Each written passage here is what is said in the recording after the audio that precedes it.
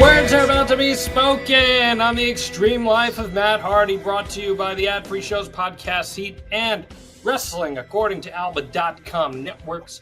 I'm John Alba, that guy right there running through all the motions. That's the broken one, the woken one, the spoken one himself, Mr. Matt Hardy. What's up, man? How you doing on this Thursday night as we tape this? Right before we are main eventing right now. We're on the go home here because we got to get this thing turned around. How you doing, man? Yeah, good. We are main eventing. We got to get turned around real quick. Quick turnaround, you know what I mean? But we are going to be there for you OG 6 a.m.ers that tune in each and every week to the Extreme Life of Matt Hardy, featuring Matt Hardy and John Alba. Thank you very much.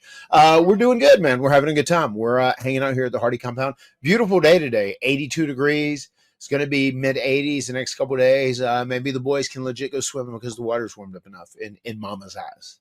Very nice. Very nice. Love that. It's like 70 here, but super swampy and rainy. Not great on that end, but I did get to go see some live baseball this week. And All that right. makes me happy, Matt Hardy. For as much as I detest it at times, it also makes me happy. So I'm good with that. Got to go to Yankee Stadium. We're full swing with the Mets season. Baseball season's my jam. Your Braves, dude, as we record this, winless to start the season. I think 0-7 to start the season. That is that's not what you want. There you have it. They're working on that old Kurt Hawkins, Brian Myers angle. That's right. That's right. The Kurt Hawkins record. Yeah, sure. And maybe they'll get that one eventually. Who's to say?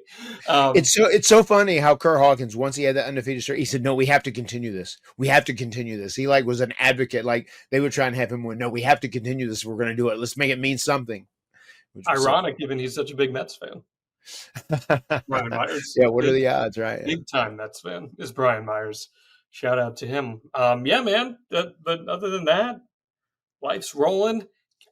Bruce Springsteen announced 7 albums that he's going to be dropping. I'm a happy man. 82 songs. You got to be tingling. I'm tingling from head to toe, and I didn't even need to take my Blue Chew today. That's all I'm saying. I'm happy. I'm real happy. But yeah, man, it's great to be with you here.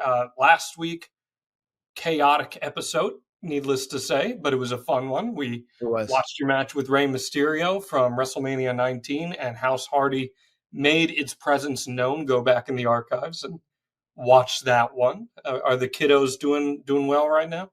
They're doing good, yeah. Really, really good. They're very excited about the future. Some fun stuff coming up for them. And actually, they are traveling this weekend to the Greenville Comic-Con, where myself, Brother Nero, Jeff Hardy, and Queen Rebecca will all be appearing along with the Gothic Baby. But I think all the kids are going to be there. So, especially Wolfie, he's trying to hustle. He's had me sign 70 Matt Hardy cards, and he's going to try and push them. I think he's going to try and undercut my sales. We fee, baby. That's all that matters, right? Get that we fee. So you got that. You got the Hardy Party house show going down as well. Tell everyone about that. Yeah, we got a lovely Hardy Party house show at the Irish Pub in Greenville, South Carolina. I will kick it off 7:30 on Saturday night. I will be doing an Extreme Life of Matt Hardy story. We'll be doing a Q&A. It's going to be fun for everyone. Very, very interactive. And then Jeff Hardy will follow it up with an acoustic concert with Cotton Top, Jerry Massengill, the guy who plays his guitar there. So it's going to be a very, very fun night. Don't miss it. You get 2 great shows for the price of one.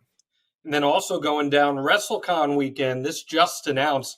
I unfortunately won't be able to make it out there. This came together a little late. But April 18th, after SmackDown at the WrestleCon Hotel, another Hardy Party. And that's going to be a great one, too, man. We're bringing this thing worldwide. And I promise you, if you're on the East Coast, you are in store for some really good live shows this year. I promise you that. And we'll try to bring them elsewhere, too. So be on the lookout for that. WrestleCon.com, get your tickets for that Hardy Party. Just as Matt said, live Matt Hardy stage show, followed by Jeff Hardy acoustic concert. It's 2 for the price of 1. It's a great deal when all is said and done. So go check that out. Also, too, thank you for plugging all of that, John. I just wanted to say I'd love to get the Extreme Life of Matt Hardy listeners. I would love to get your feedback to the promo that I did on Thursday night on TNA Impact. I enjoyed it. It was my first true response to Nick Nemeth on his premeditated betrayal of me in the cage at Sacrifice, and I really voiced my feelings, and I question why he didn't show up. I would imagine he is afraid, but I have a big bone to pick with him going forward, and this is going to develop pretty intensely over the next few weeks. I'm excited to see. I saw there were some social media teases of what could be to come over the next few weeks. Looked like Queen Rebecca was dressed up for the occasion, so that could be exciting to see what happens there. Any Yeah, teaser you'd like to drop for us? yes, I think we are very, very close to having another TNA shoot out here at the Hardy compound. So Mm. keep your eyes open and keep your ears open, because sooner than later, the magic of the Hardy compound is going to return. And as a very famous figure in the Broken Universe said, he said, "Welcome to the Hardy compound, where you do not know if it is reality or your imagination." And then he did his trademark laugh. And I'm just going to leave it at that. Huh. Okay. All right. That's a good little tease right there. Something to piggyback off of in the next few weeks. I have no doubt about that. Boy, howdy, man. Busy week on the WWE front. This episode, we did a WrestleMania 33 episode way back when this podcast started, but Right. for the first time, we're going to watch the WrestleMania 33 return and the match and take you through some of those moments in real time. And I'm very excited to do that. But it is WrestleMania season. And this was a very big episode of Monday Night Raw this past week that we saw. It was. Things got very personal in the two world title feuds between John Cena and Cody Rhodes, and then Jey Uso and Gunther. The John Cena and Cody Rhodes segment, I texted you after it went down. I said, all right, they turned it up a little bit here, Matt. What'd you make of that segment that got very personal between these two?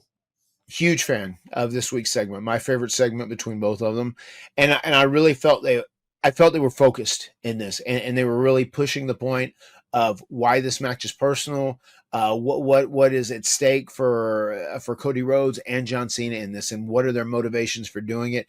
And we also got to answer the question a little bit about why John aligned himself with The Rock. So it's I still would love to see them delve into that a little deeper, but we finally got that acknowledged, and that means a lot. And I think the anticipation and hype for the match is at a high now, considering the first two meetings I had. I think this third one really made it a match that people were like, damn, I really do want to see that one. What did you like about the motivation? The one thing I liked about the motivation is why, the whole while he almost said, as you said this to me, I loved in your description, very simplistic. He said, he almost just said like, "Oh, you're lying, John. Tell them the real reason." And just when John said like, you people, you treated me like this, you took advantage of me, you used me, you did this, you did that. Why, I poured out my heart and soul to you. And Cody just said like, that's not really the truth, was it? There was a new champion here. There was someone who wasn't built by the man that we can't talk about was here anymore. There's someone who the people chose, and they chose me, whereas they didn't choose you. You were a company creation. And then you almost feel this where Cena kind of like sinks down, and he's almost like, a heel and intimidated and almost embarrassed by it. Like his body language is really, really good. But you see Cody standing up. The reason John Cena wants to take out Cody is because Cody is now in the position that John Cena always wanted to be, and be like, universally loved like Cody is right now currently. And I think that fits. I think that works. Yeah, they did a little bit of retconning of the first 2 weeks with the whole you people, when Cody said, just tell them the real reason. That felt a little bit like taking the eraser and, all right, let's fix this up a little bit. But that's fine because in defense of Cena, you can look and say like, well, you know what? Cena's like a piece of shit liar. He was just out there lying, trying to come up with an excuse to say that he's not jealous of Cody. And you're right. It is most likely retconning, but I'm just saying in the terms of the big picture. Well, they needed to do something to make it personal. That was my biggest gripe with it. We needed the why John did this, because you people were mean to me is not a reason for him to betray all of his laurels joining The Rock after he had already punched his ticket. I still wish we heard a little more about what 17 meant to him, because they haven't really taken any dive into him breaking the record. It hasn't really been about that, which I'm kind of surprised that hasn't been brought up too much. But I do like that he is on the. I'm going to deprive everyone of a champion they want, Yeah. and Cody represents everything that he wanted to be, as you alluded to. Wish we got a little more reasoning with The Rock, and it was a little more cohesive, but I can deal with it. They needed to get physical. Both of us talked about that. They did get physical. I was happy with that. I thought the one-liners, there were definitely a lot of wink and a nod, and that can be a little annoying sometimes, but I actually thought that the way they delivered them and the lines they chose to harp on were actually very effective, including They were. The making money for billionaires and you just took money from one. Like, I thought that was a fun little dig. Yeah, you And just took money from one son. yeah, from one son, right? Yeah. Yeah, and then the line where he said you got more dick in that promo than you do in your jorts. I mean, there was a few great lines in there. But what I was worried about, and I've talked about this on this show and off air with you too, I've been concerned that this match is going to go the route of Rock Hogan, where Cody's the beloved babyface, but the crowd is really into Cena being a heel, and they want to cheer for him and they want to see him.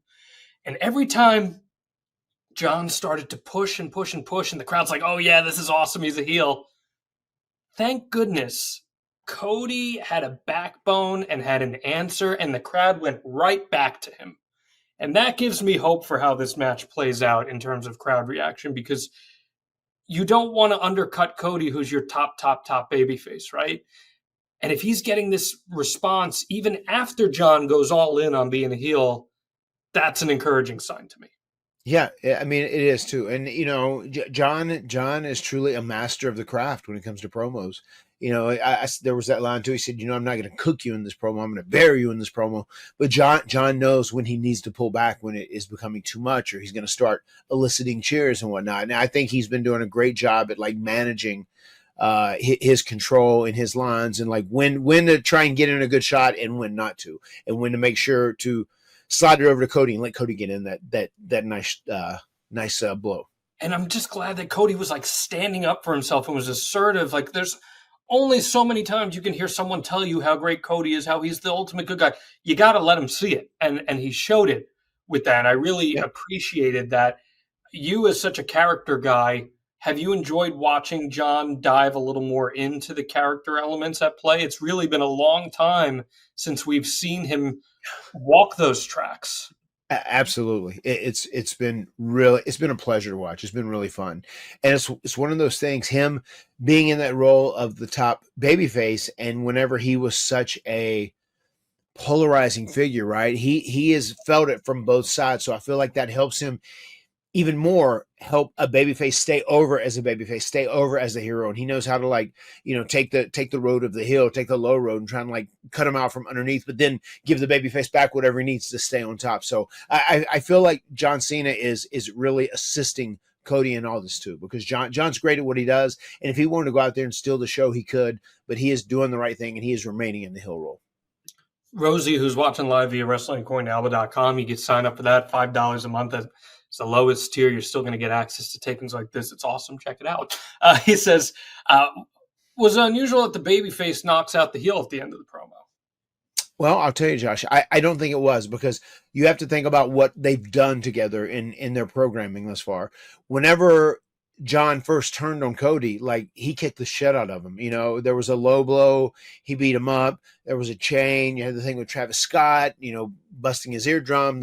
It was very rough and very violent, and they left Cody out there in a puddle of his own blood, and he was a bloody mess. So we've had 2 weeks where Cody has had to confront Cena. It's almost like, come on, like, this guy physically hurt you. Like, you need to do something. You have to retaliate. And that didn't happen. And then finally we got to a point where John Cena was trying to swing at him, and he did initiate it. He swung at him and Cody dropped his ass. And I feel like we needed that physicality to show everyone that, like, Cody Rhodes isn't going to put up with John Cena's bullshit. Even if he's an icon or legend, he is not going to put up with it. He is here to fight. He is here to defend the title. He is here to remain champion and be the face of WWE. Yeah, I agree. I think there's an argument to be made, as we've talked about, that Cody should have dropped him earlier. So him dropping him now, it's not an issue to me. If this is the last time we see Cena on TV before WrestleMania, I'm going to be a little bummed, but it seems like it might be that way. And maybe that's why they took it to this point. Sustaining the interest, that's a tough task over these next couple weeks. I hope they're able to do it, because This match definitely the Heat got turned up on it a little bit this past week, so I'm happy about that. And I was also really happy that the Heat got turned up on Jey Uso and Gunther, where Jimmy Right. Uso wrestles Gunther. Gunther wins. He destroys both Usos. He chains Jay to the turnbuckle, and then he just obliterates Jimmy, busting him open, bathing in his blood. There's been a lot of hesitation from wrestling fans on the internet about this match. Obviously, we've talked about how Jay gets those reactions in person, Right. but it never hurts to turn the intensity up a little bit and add a little more to that why. And I think Jimmy Uso is a really good storytelling device for that. What do you think? 100% he is. And I think it's great if you take, he just recently teamed with his brother. They had a great outing. And now you take his brother, which is someone he's got a long history with. And obviously they are connected. They will always be connected. There's no doubt about that. They are blood. And you put him in the ring with this guy's opposition, and now he's taking this out on his brother. He is destroying his brother right in front of him, and he's handcuffed and can't do anything. It feels it feels hopeless and defenseless, right? And he's going to feel guilty deep down because he did that to his brother because of him, because of their issues. So I thought that was great storytelling. I thought it was a great way to make Gunther a real badass, a badass heel who's a real cold-blooded, just destruction machine. I loved all that, and I thought it was a great way to build the match. It's something I want to say too. There was this meme. I don't know if you've seen it. I've seen it everywhere because I was pinned in it. It said like the Three Brothers matches that happen every 15 years, and you know where I'm going here. WrestleMania 10, Bret versus Owen. WrestleMania 25, Jeff versus Matt, and WrestleMania 40, Jay versus Jimmy. Like, which one was your favorite, and which one did you like the most? They like Jimmy and Jay got cooked in this thing. Like, you know what I mean? Like, as the kids say, they just like buried the shit out of it. You know what I mean? The whole while. And like, I don't think I'd seen the whole match. I saw part of it for sure. But just at the end of the day, as I was reading through, there were some people that loved our matches because they liked the style and how it was extreme Sure. rules.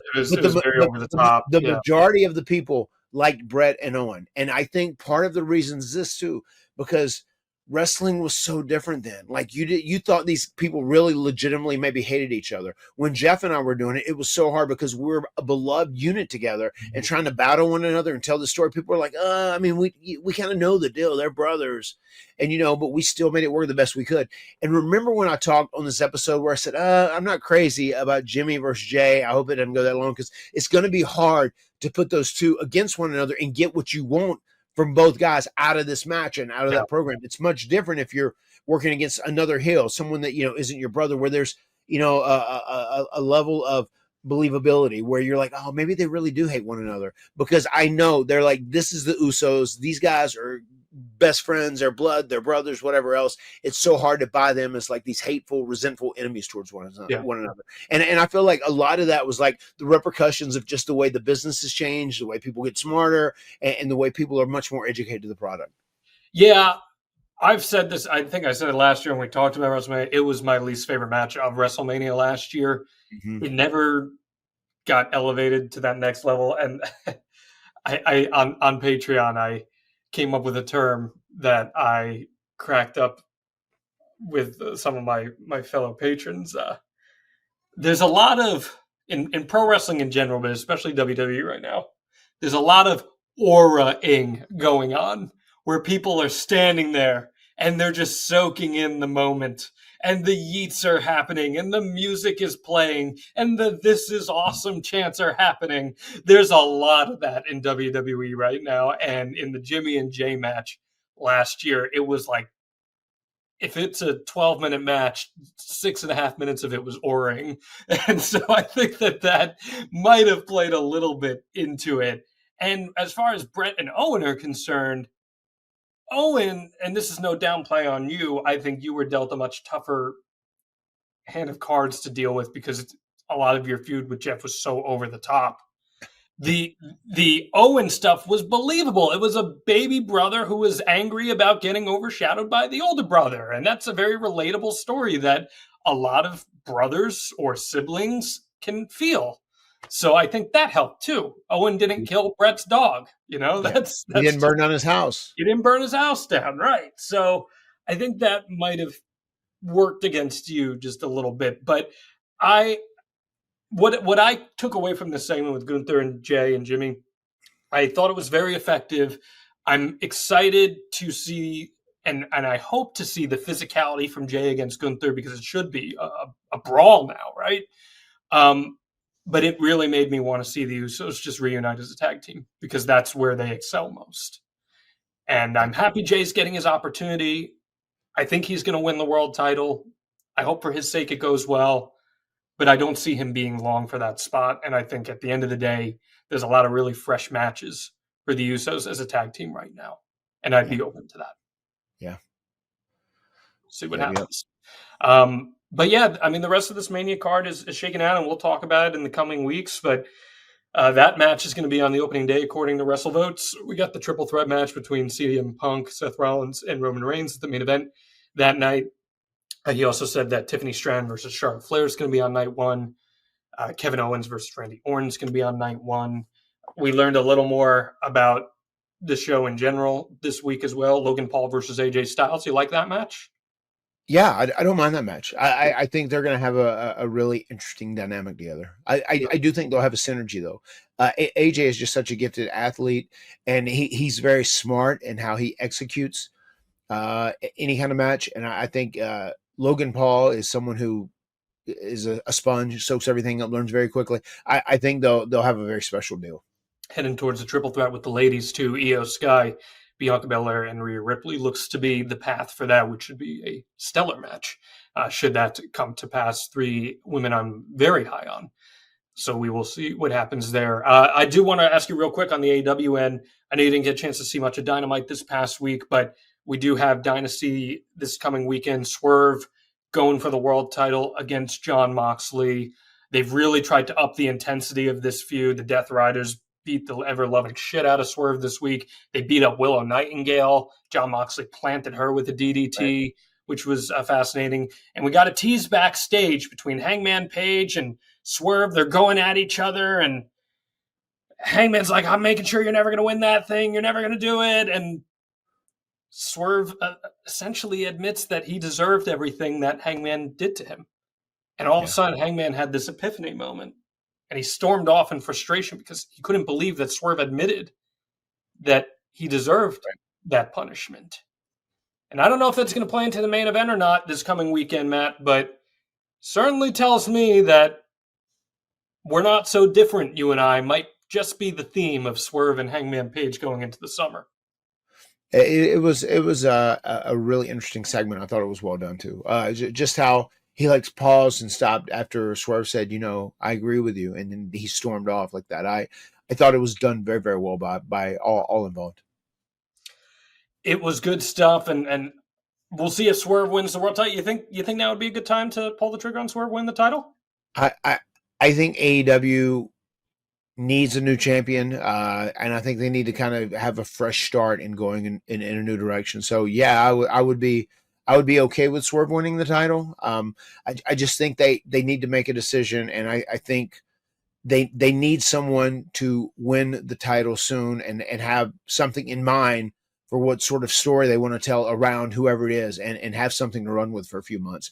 I just feel like the Death Riders thing has almost run its course. My gut says, as badly as I'd like to see Swerve win, I don't think he's going to.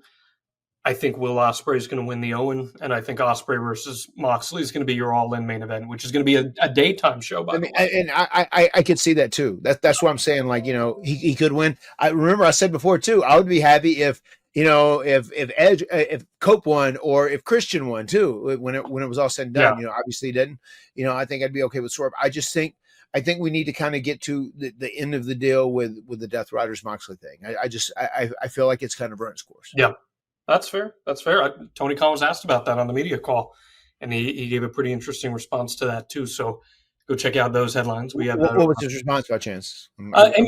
He took it in a more broad sense about he listens to fan feedback, but they also have internal metrics on who pops numbers when, what the engagement is when that person comes up on screen. So even though an audience may be vocal about something online, it doesn't necessarily always match the trends that they see in their data and their research.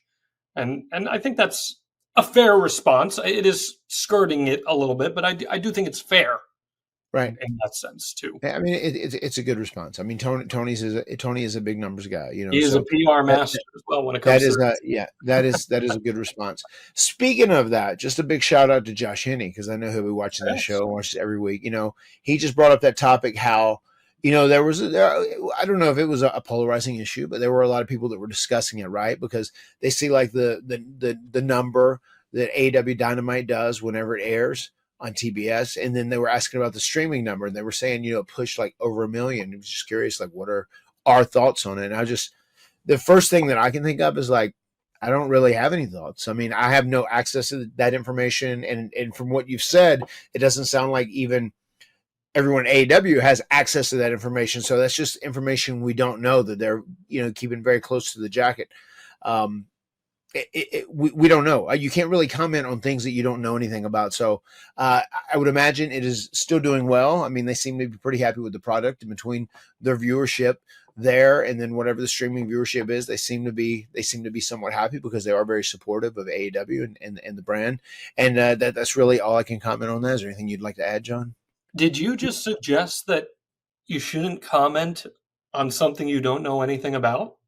Yeah, no, I say that all the time. I say that all the time. What a wild concept, huh? Yeah. Imagine that. Imagine that. Imagine jumping to conclusions. Now, listen, I am of the belief that Tony was at least mostly telling the truth in his response on the media call when he said that he genuinely doesn't get week-to-week numbers. They get updates and they get some idea. Like he said that WBD told them they're one of the top streamers on Max, and I believe that, given there aren't a ton of properties that are streaming there. I don't know if the number totals to 1 million at the end of the day between viewership on TV and viewership on Max, but I do suspect it's somewhere in that arena and in that vicinity. Yeah. There's a lot more accessibility for streaming. A lot of people don't have cable, but they have a lot of streaming services. I don't have cable. I'm on cable TV and I don't have cable. Right. So yeah, I think that's fair. And it's not just AEW. I mean, I was reading an interview with the showrunner for Andor, the Star Wars series, and he said he doesn't know what the Disney Plus streaming numbers are. Right. That's the showrunner for the entire program. So it makes sense. Here's something I found, something I like about all these streaming services already. These sons of bitches know how to kayfabe. You know, wrestlers, take note. I know your boy Bret Hart said this past week that everybody's just trying to act in wrestling now. Nobody wants to be a wrestler anymore. And did you see Bret's comments? I saw that. Was that an AEW specific comment? So he made a very bizarre comment on the Ariel Helwani show. And, you know, I love Bret, but it was a very bizarre comment where he was kind of all over the place.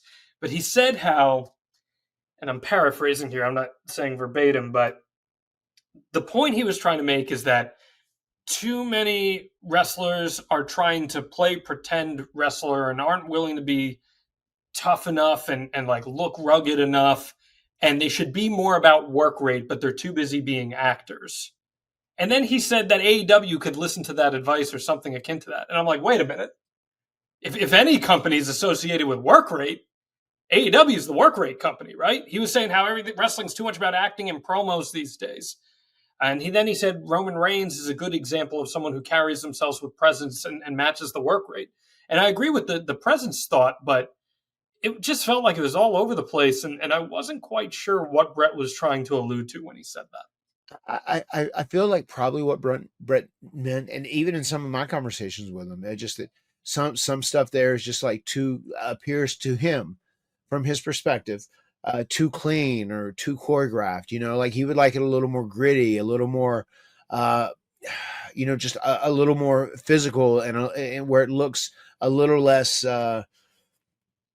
choreographed and more real, more realistic to a degree. I would guess that's kind of what he meant by saying that, because that's kind of the outlook he, you know, relayed to me whenever he was specifically talking about AEW. And you know, I don't know. I'm obviously not going to speak for Bret, but I know that is one comment. It's funny, he had mentioned that to me. One of the later times I'd seen him, one of the last times I saw him recently. Interesting. Well, when you are working like that, Matt, you're exerting a lot of energy, exerting a lot of sweat, but thankfully, I know a lot of the talent in AEW are using Mando every single week because Mando is the best way to keep cool as we head into April. I can't believe that. See, in winter, it's easy to hole up inside, but in spring, you want to go out more. You want to stay out longer. You just said earlier, you can't wait for the kids to get out there in the pool, right? Like it's nice outside.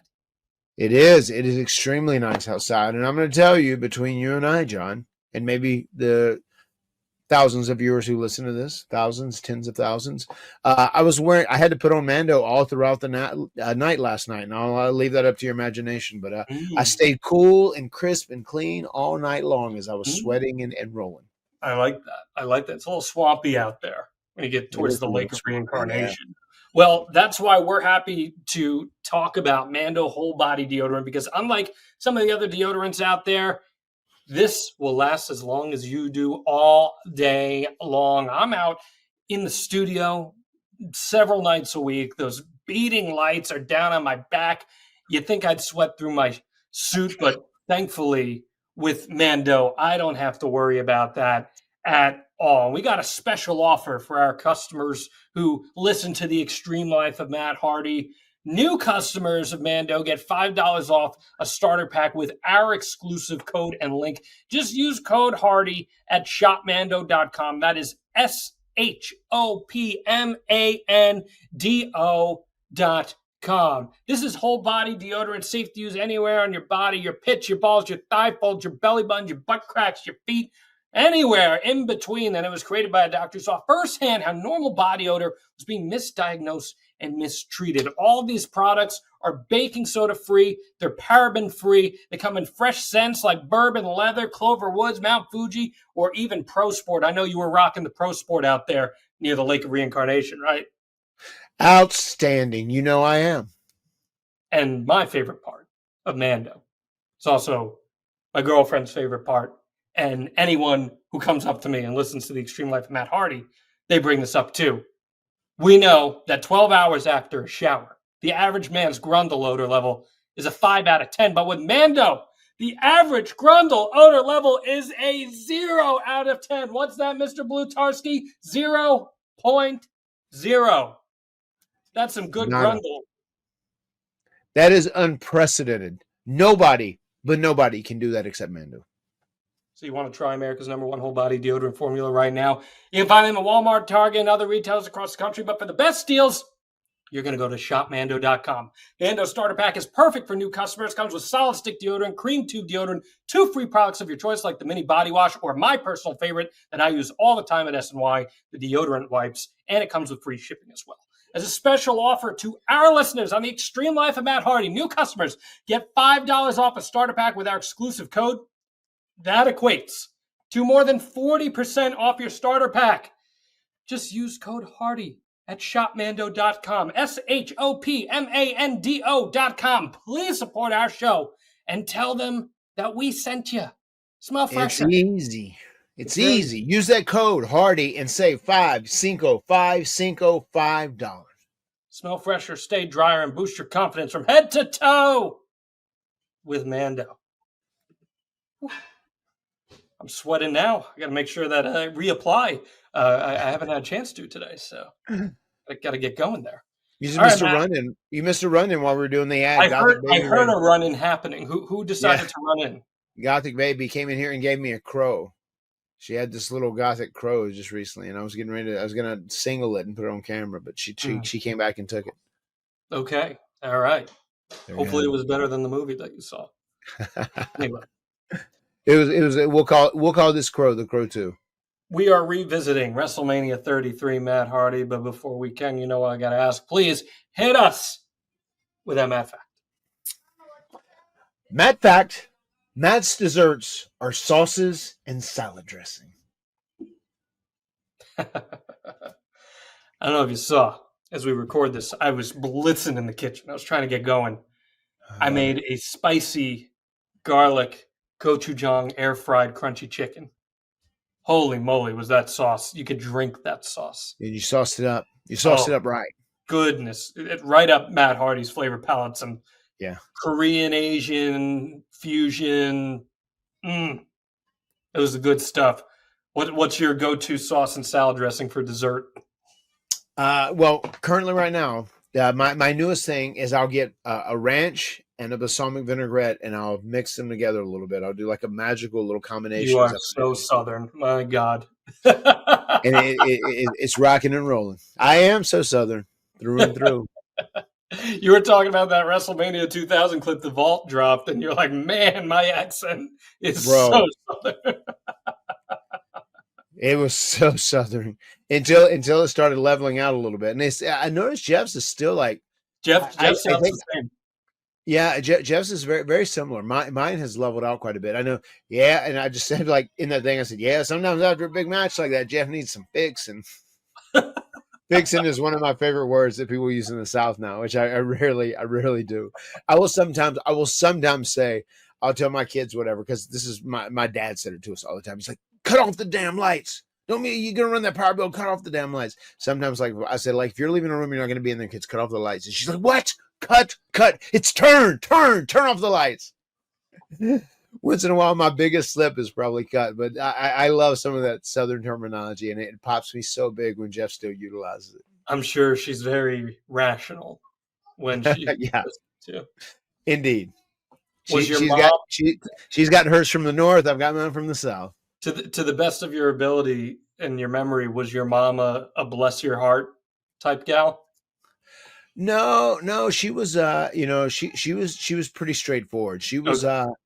like our dad probably would have did that. He had a little bit of a smart ass Oh, personality all right. once in a while, although he was like a working guy, he wasn't an emotional guy at all, but she was like very emotional. She was very supportive. She was like, someone who like really wanted to help everyone, and that's because Sure. we like, we had her and we'd make trips to our grandma's and like family stuff with her. Our dad would usually stay back and he would work or whatever else, once in a while we'd do things as a family, but she was very much like the loving, emotional, very fair one. And like the logical one who's like, well, this is probably the right thing to do. We should do right because of this and that. She wasn't very much of a smart ass or anything like No, that. I mean, She was I very know it's a big Southern saying, "Oh, bless their heart." Yeah, no, it is. I mean, bless their heart is, is like a backhanded, condescending compliment, Oh, bless their heart. They're so pitiful and so dumb. They don't even realize it. All right. And Remy says, she's, oh yeah, but she's one of those bless their heart bitches. She'll say that once in a while when she runs into someone here in the South. Too funny. In the forest. Yeah. She's just like she said. At least she said, I'm straightforward. I mean, you get what you see, you get what you pay for. That's for sure. That's for sure. My favorite is when I see Rebby talking to someone or chatting with someone that she clearly wants the conversation to be done with. And Oh yeah, yeah. oh yeah. I'm like, oh, I can Starting to look at other things. Any other things you can look at? All right, man. We talked about WrestleMania 33 very early in our Becoming Broken series. Yes. The last part of that.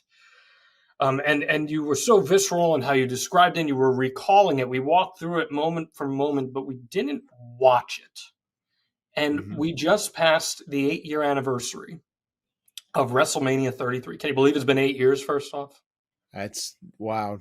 Yeah. It doesn't seem like that long, but it has been. But you wanted to go ahead and watch this back and get a chance to walk down memory lane here. Yeah. What made you want to do that? As time moves forward, this moment becomes more and more special, I feel. It becomes more and more legendary in some ways and iconic just because there are people that constantly, I probably hear this more than anything else from people that have attended a event that we're in. Like some people would say like, oh my God, I was at the tag team ladder match against Edge and Christian Gun Arena. It was amazing. Or they'll say like, oh, I was at TLC 2 in the Astrodome, or I was at the Triangle Ladder match, at the Pond in Anaheim, whatever else.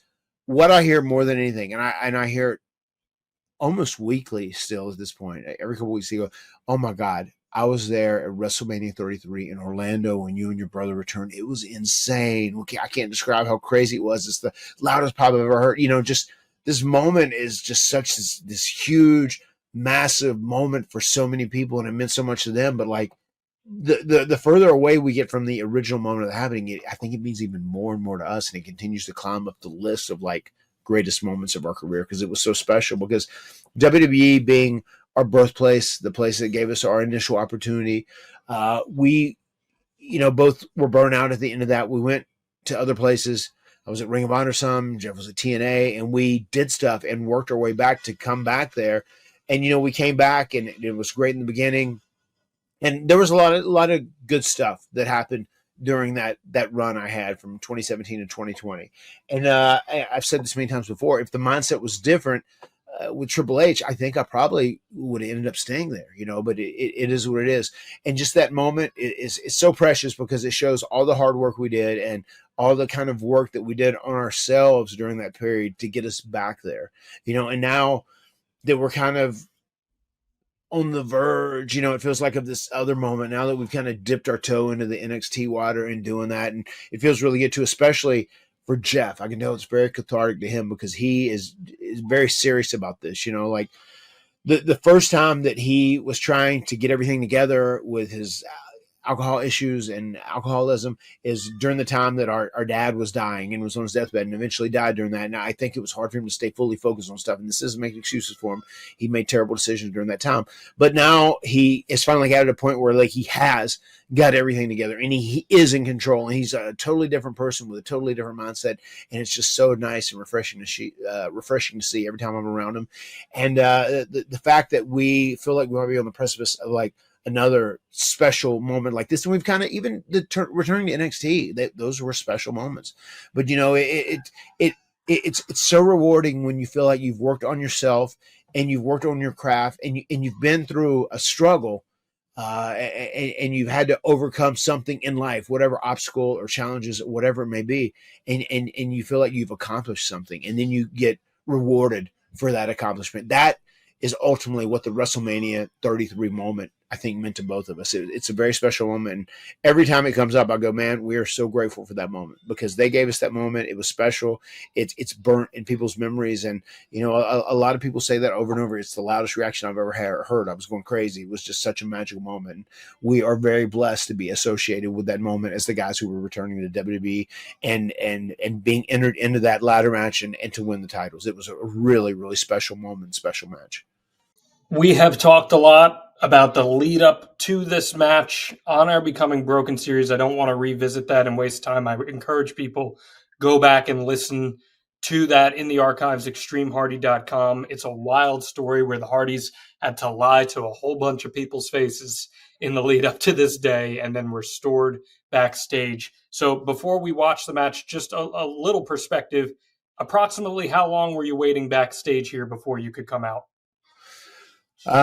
We came backstage about 45 minutes before our match was supposed to start. And whenever the car that brought us back there, they dropped us off, we were all wearing pink hoodies that were the only hoodies we could get in Florida in April. And they snuck us into a bus backstage.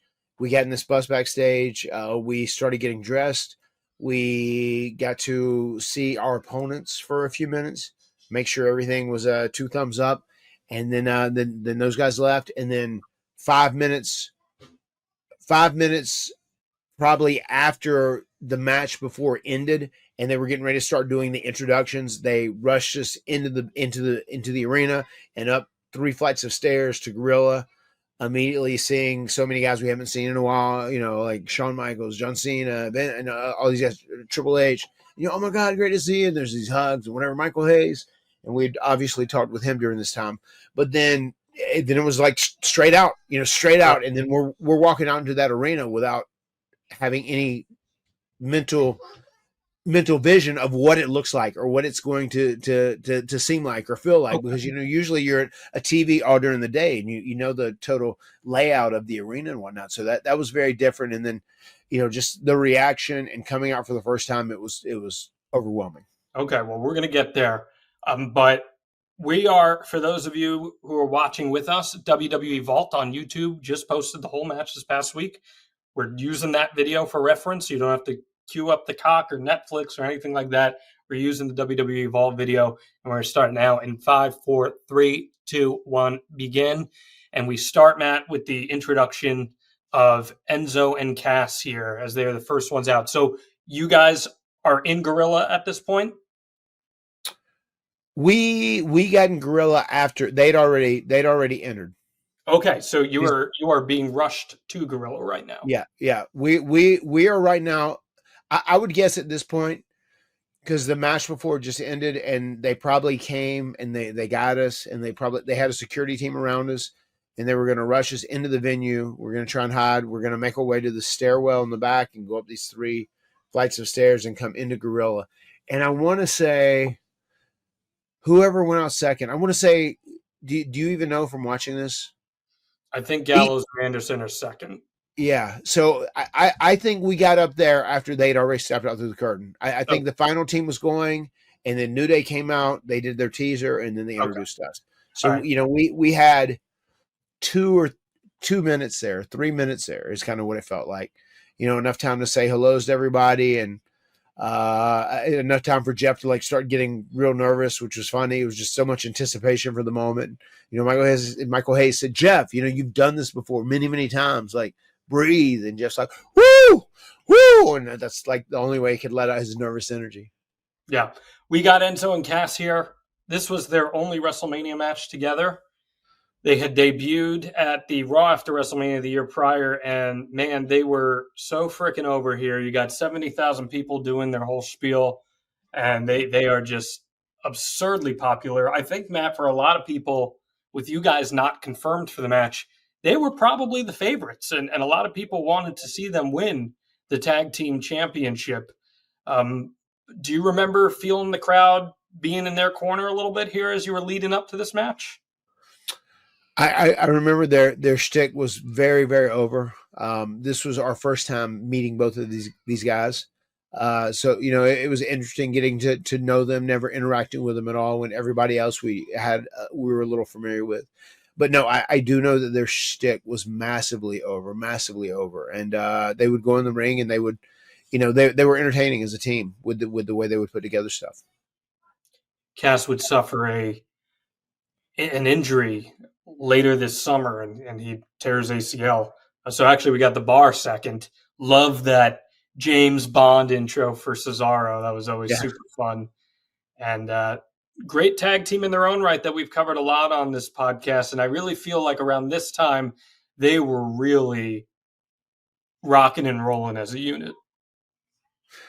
Yeah, they were good. And especially people that very hard-hitting wrestling. This team was a team that they would love, because they were both very hard-hitting, both great wrestlers, very much go. They were ass beaters, and you knew that when you were in the ring with them. I mean, there was no asking questions about it. These guys were gonna go, and they were gonna go hard if you were in the ring with them.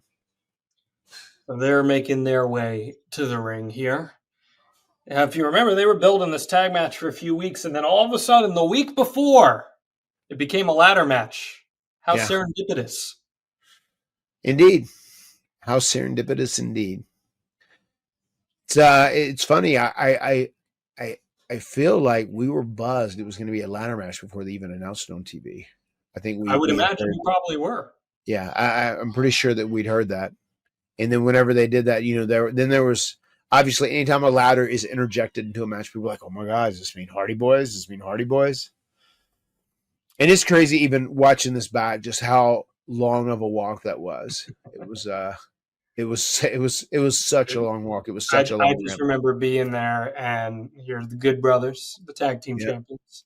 I just remember being there, and a lot of the vets, the older guys, they didn't have to walk the whole entranceway. They got a golf cart for it, or in Taker's entrance, he came up halfway through the ramp, so he didn't have to walk the entire ramp. I thought that was pretty funny. So we're back there. We're in Gorilla this time. And this is when Jeff has all that nervous energy, and we'd said hellos, and I think we're catching up with a New Day, and I think we're saying, "Oh man, thank you guys for doing this. This is so cool." Is the New Day just super giddy kids in a candy store right now, ready for this moment? They were excited. There was a lot of excitement backstage whenever all this was going on. Yeah. And here's the setup we're seeing for this ladder match. It Yeah, says 2 weeks ago. All the heat put on Enzo Cass. I mean, again, we've talked about this, but the New Day play a pretty critical role in selling this segment to the audience because they were the hosts of WrestleMania yeah, here. They did 100%. not have a match on the card. And one thing they were adamant about is that they wanted to go. They put their gear on for us because they wanted people to think they were going to announce themselves as being in the match, and that was a big thing, and because they had to switch back out of their gear afterwards. So we're very grateful for them doing that. And you've covered this in the past, but you guys ran through this match a few days before. I think you estimated it was the Thursday before, correct? Yes, Thursday we had a very secret location. Was it at the Performance Center? It was a building behind that. It was near there. So you guys run the whole match, and that's a lot to remember a few days out, especially when you guys have to work the ladder war with the Bucks. It's a lot to go over. And Penton Phoenix on Friday. Penton Phoenix, right? Yeah. Yeah, we had a lot of stuff going on. So we're in the ring here. Looks like we're about to go. Great. They took their time with this. And it really was cool how the pacing of this was a little slow. And then like when the New Days come out, these guys are all looking up at the title. The New Day music hits and they're like, oh, is it going to be the New Day? Especially now that they're in gear, like what's happening? And they make this announcement. And a lot of people who like weren't in the know, like, oh, well, maybe it is New Day. And then it felt like such a legitimate surprise whenever we came out, because I feel like people that even knew there was a possibility of it, they're like, well, I don't know. That's the thing. So, I'm there in the stadium and everyone around me, when the New Day come out, they're like, oh my God, the Hardys are going to be in this thing. Yeah. But it was still one of those, I'll believe it when I see it type of things. Like, we know they're going to be there, but are they actually going to be there? Right. Right. And they're teeing it up real nice here. They say this is now a fatal 4-way. And I had posted, after we finished our long marathon signing at Evolve, I'd posted a picture of all of House Hardy with my wife and Senior Benjamin and Maxwell. We were all leaving. Thank you for the weekend, Orlando. It was amazing. We'll see you next time. I'd taken that whenever we came in just to post on the way out, just to try and send out a red herring. Here we go. Kofi says, I wonder who it's going to be. And Matt, in real time, you're about to see the moment that the extreme life of Matt Hardy was born. There you have it. Here they go. They're starting to walk towards the ring. When that spinning Hardy Boyz symbol hits, oh my God, people just start going crazy. You guys burst through that curtain. Describe it as we're seeing it. It's I mean, it was so loud. I mean, you could feel the audio, you could feel the emotion. It was palpable, everything in there, like people screaming and yelling. And I just remember like singling out people going, delete, delete, delete. But once again, it was just like such an overwhelming moment between the music and the audio level was so loud, so excessively loud, and just and the emotion that you could feel in this entire stadium. It just was like, to my sensory, it was overwhelming. I mean, it felt like a dream. It was like it was blurry around the edges is the best way I can describe it. And it's just so crazy. We were like, holy shit, this look how long this thing is. And I love the fact that Jeff got his walk underneath the ladder spot in there, which is he loves and he's so famous for. But just the reaction coming out there and getting to the ring, it was just so crazy. I mean, everywhere we looked, there were just people freaking out. And that's just the best. If you're a performer, that is the absolute best, especially if it feels like somewhat of a legitimate surprise. And in here, like, adrenaline is running high, man. At our live crowd looks like all those deletes. That's amazing. It's a sea of deletion. It is. And I'm here too, like trying to morph like, Matt Hardy, of the Hardy Boyz with Broken Matt a little bit, trying to just keep some consistency to the character. because I've just been broken Matt, the last week, and then here we go.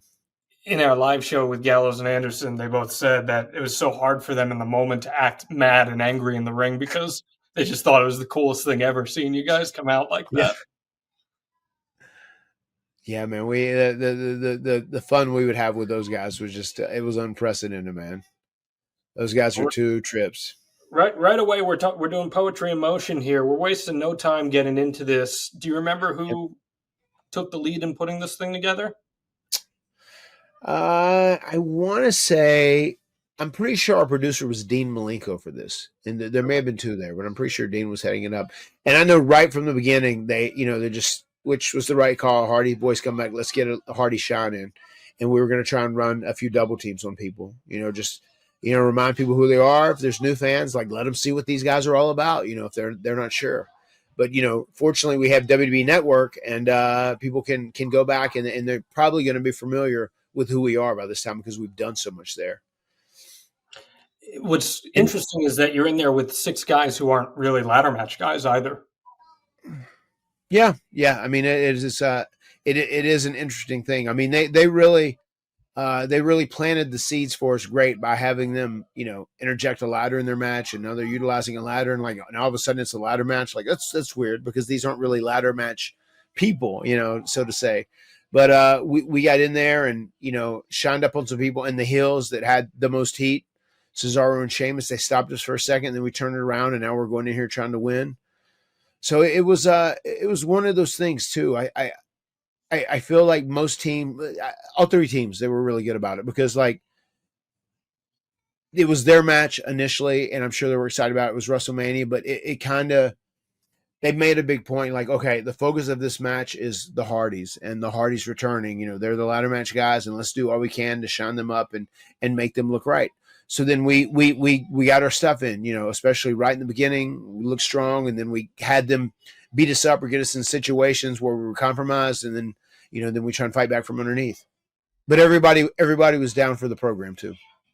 This is a much shorter ladder match than you guys are accustomed to on a stage like this.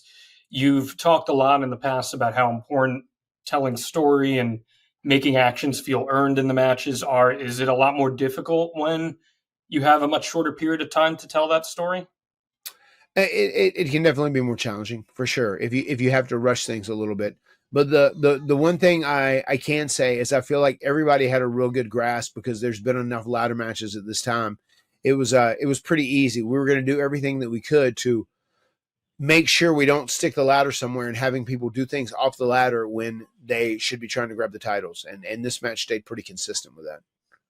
It's just crazy because they have all day. They can be running this match together in their heads. There's a rehearsal ring backstage.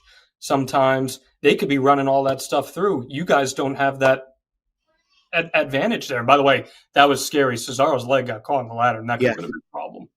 Yeah, it 100% was. Yeah, it was. Just considering the way things worked, it wasn't. It wasn't a luxury that we had. I remember Jeff was real adamant. He wanted to jump off the ropes and take the big boot. That was definitely a Jeff spot.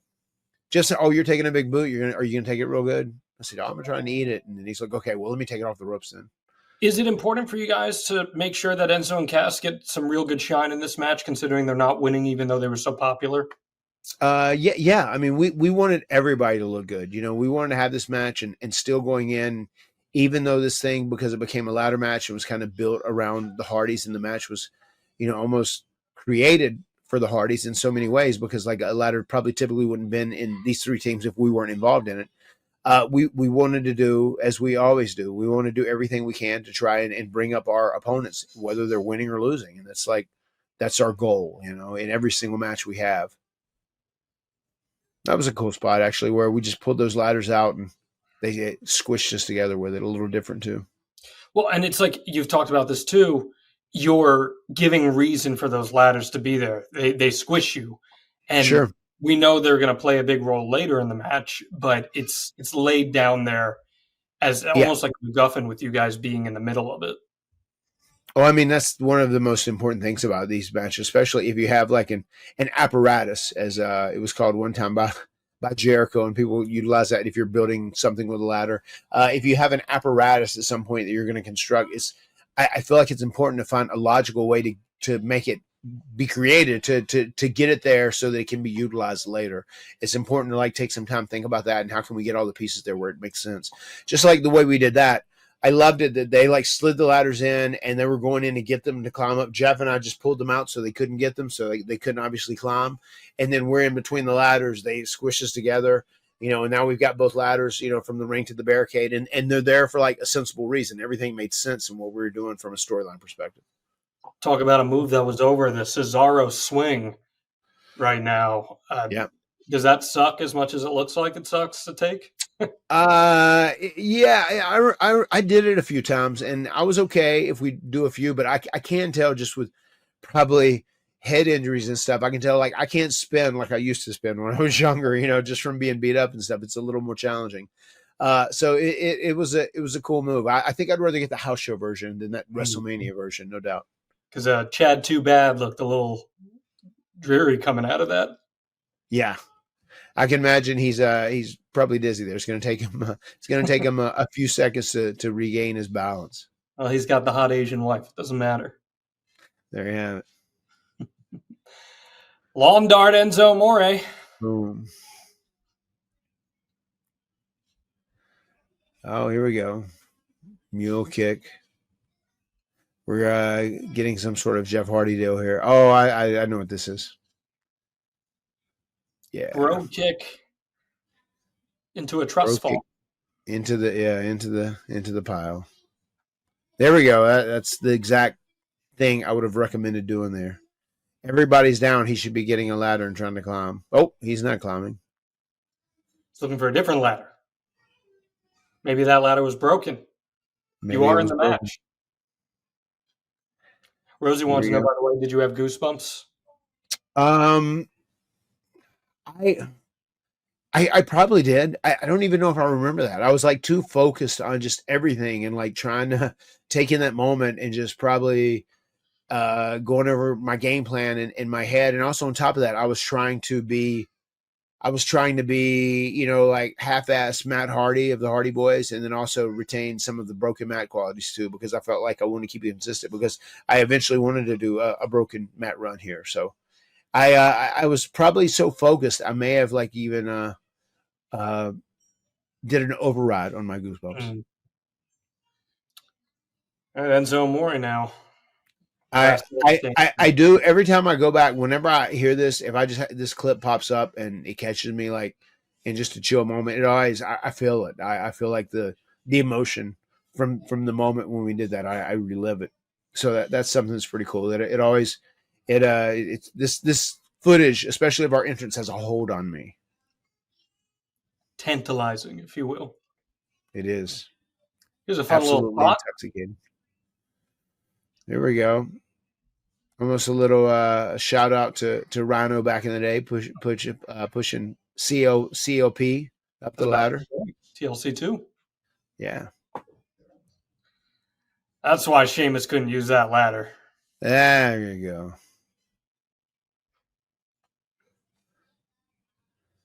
Oh. Big spill. Here we go. This is a good false finish here. Very good false finish, yeah. I love how Carl hustled up the ladder so much. Got there with urgency. He's not dizzy anymore. Yeah. He's finally regained his balance. The Hardys. So, like, what are you doing here on the outside? You just kind of waiting for that moment, waiting for your cue here? Just selling, brother. Yeah. I've been beat up. I've been hit with ladders and bodies. So I'm just selling, brother. Oh, the uppercut on Enzo. He's killed. Yeah. That was the uppercut off the ladder, right? We're at the spot now where you do this in all your ladder matches. Everyone kind of starts to get taken out one by one. Yeah, usually some sort of version of this. The fact that he's like slipping around to try and get to a point where he can save Carl is very funny. He had to do the old wrap around the ladder there. Taking him out. There we go. He's in for an appropriate twist of fate. Mm-hmm. Oh, out of the ring. I remember we came up with a spot, just like it's like, well, I'll just let on my feet and come straight back. You can throw me out, but I'm just not gonna hit anything. And we get a nice little throwback to what you did at WrestleMania against MVP here, Matt, in Orlando, nonetheless. Yeah. Same deal. An avalanche twist of fate. There you go, an avalanche twist of fate. And here he is, the stuntman himself, doing one of his most insane stunts ever. And there we go. We've got the stuntman. I see he lives for that moment. I want to pause this here for a real quick second. Yep. As Jeff stands up in 3, 2, 1. Okay. I'm there that night, and I remember It was a really nice day out. It was a really nice day. It got a little cooler at night, and the wind was really starting to whip a little bit. Yeah.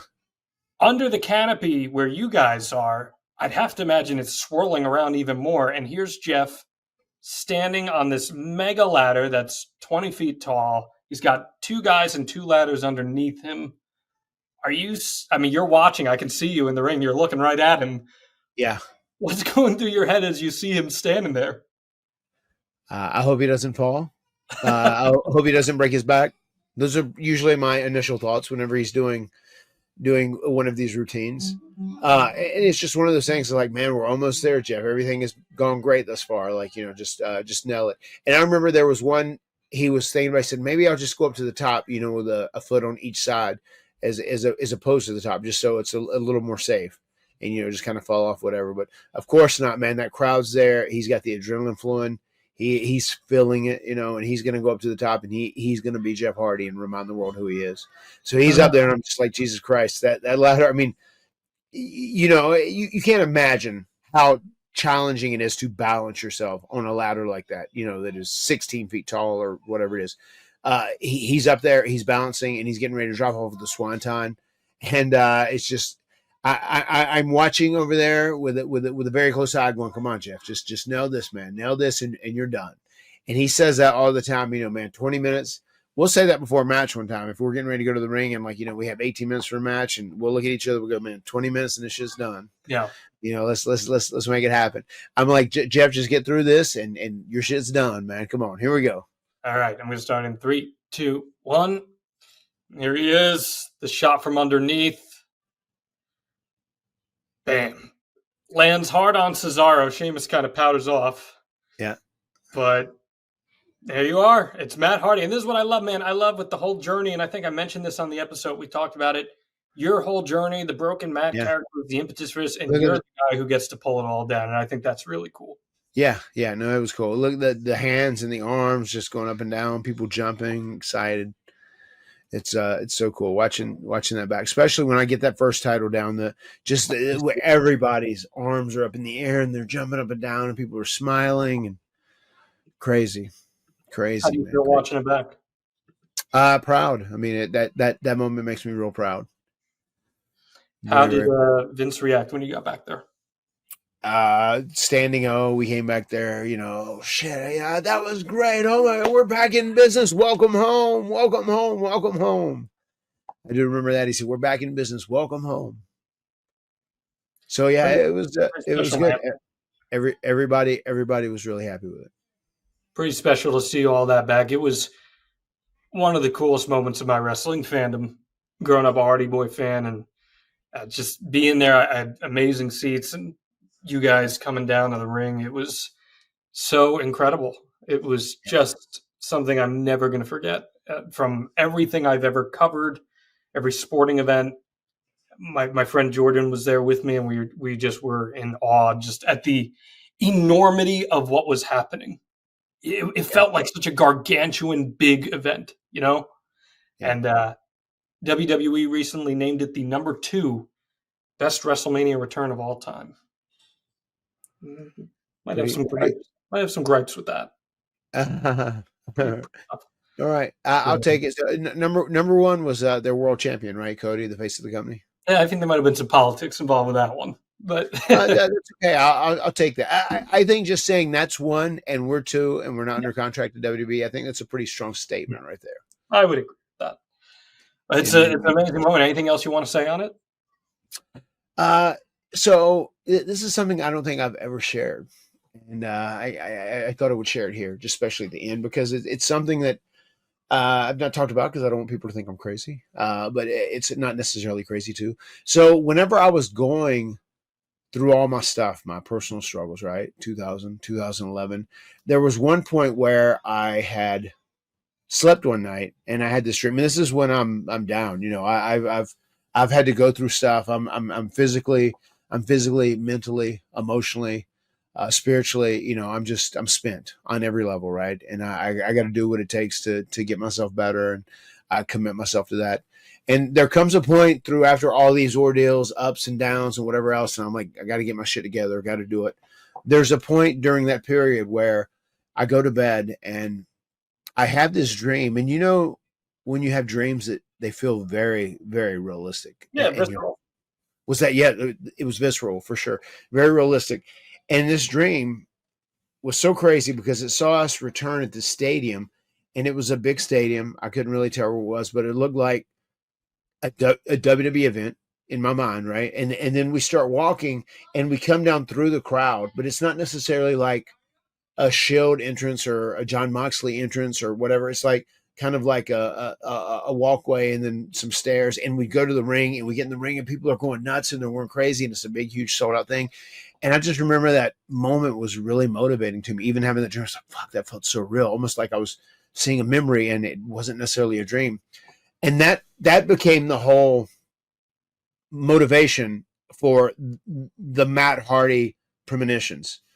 That dream felt so real and so vivid. It became the whole basis of the Matt Hardy premonitions. Like, oh, what if I could see something as I'm doing this different character, right? I could see something. I said, you know, but it needs to come true. It needs to be real. And the further away I get now from that WrestleMania 33, it feels like that. And this kind of gives me chills. It feels like that moment. It feels crazy, you know. And that was the whole concept because it felt so real to me in that dream, like it was something that was going to happen. And it wasn't like a brand war, like this was at WWE or any specific promotion, whatever. It was us returning in this big event, and it was like this ramp, and then it was like some stairs, and then a ramp, and it was long as shit, and it was packed, and people were going crazy. And then this WrestleMania 33 event happened. And it is so crazy because that was my basis for doing premonitions. And the more I look at it, it's like, I feel like I really almost half-ass did have a premonition in some ways of just seeing that return because it felt so eerie similar. And it makes me think sometimes, like, I don't think I've ever shared that because it just sounds crazy. Like, oh, come on, what are you talking about? But it's something that I tie together. And it's so weird to me that that moment feels so fuzzy, like a dream too, around the outside. And I don't even know why my mind plays it that way. But that is a story when I'm at my lowest. And, you know, I have, and it just became a basis for something in another character I was going to do, which is the character that kind of, you know, rejuvenated myself and Jeff and got us back to WWE, which is what put us on WWE's map in the first place, the whole Broken Universe, Broken Man, and Brother Nero. So that felt like it came real at WrestleMania 33. And I think that makes that moment even more special. Exist to inspire, they said. And Yeah. I think that's a pretty great inspirational story there, a manifestation, if you will, of your Yeah. dream, quite literally. So that's Yeah. amazing, man. And I've told you, it's one of the most meaningful moments of my wrestling fandom, and it's so cool to have been there for it because I can't imagine not having been there for it. And it was really special to be there. So I'm grateful to tell your stories here every week with you, and I'm glad we got to relive that. That was super, super cool. And we encourage you every single week here, folks. AdvertiseWithHardy.com. Get on board with the extreme life. This is a train that ain't stopping anytime soon. AdvertiseWithHardy.com. Get your message out in front of thousands of listeners and viewers every single week on the extreme life of Matt Hardy. Anything else you want to throw out there, my friend? No, man, you just said that. I'm grateful to have you on here as a partner and hosting the pod and telling these stories. It really has been a fun journey, you know, as we, you know, we just time keeps ticking away and we keep knocking these out, but it's a lot of fun. And it really is cathartic to go back and delve into the past, whatever it may be. And that exists to inspire that, you know, Jeff and I said is something that is, something we truly do believe in. You know what I mean? Like, especially now, I feel like now we are more, uh, living beings that try and live that way and exist that way. You know, with every single thing we do, we're trying to do things right and trying to make the most out of every situation. Whenever we see that water, it's half full, it's not half empty. And I feel like that's the mindset we're going to try and roll with for a while. Well, we are on hour 4.5 of recording this, so we got to wrap, but the words have spoken. We'll see you next week right here on The Extreme Life of Matt Hardy. Delete! My skin's dying because you're under it. I'm done lying to myself for this, for all the wonder and believing that it's making me weak. I'll fade away and classify myself as obsolete. My skin's dying. I'm done lying.